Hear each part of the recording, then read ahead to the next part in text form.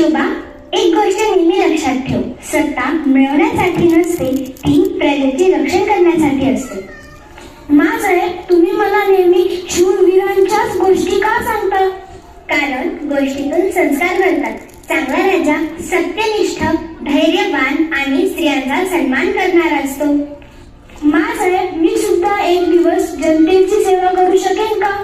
नक्कीच शोभा, जर तुझे मन स्वच्छ आणि कर्मयोग्य असतील तर.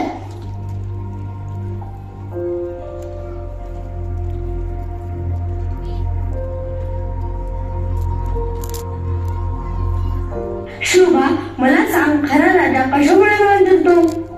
तो शूर असतो गुरुजी. फक्त शूर असणे पुरेसे नसते, शूर पण शिस्तहीन राजा प्रजेसाठी धोकादायक ठरतो. मग खरा राजा कसा असतो गुरुजी? जो स्वतःवर नियंत्रण ठेवतो, जो नियम पाळतो आणि जो अन्यायाविरुद्ध उभा राहतो. म्हणजे शिस्त हीच खरी ताकद आहे.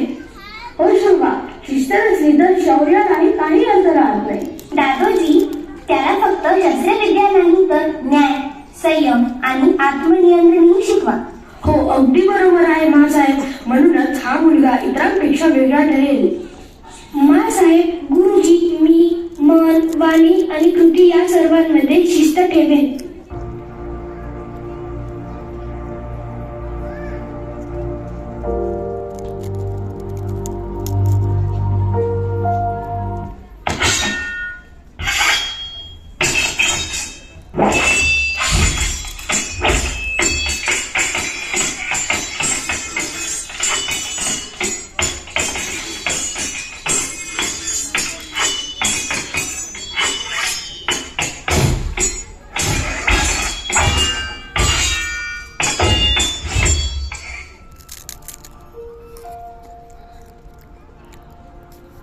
अरे शोभा, दिवस रात्र तलवार, शास्त्र आणि विचारच विचार.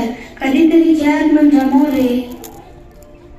खेळ आवश्यक आहे गड्या, पण खेळातही शिस्त आणि मर्यादा हव्यात. मग चल ना, त्या गावकऱ्यांची थोडी थट्टा करूया. आपल्या धाकाला ते गप्पा बसतील.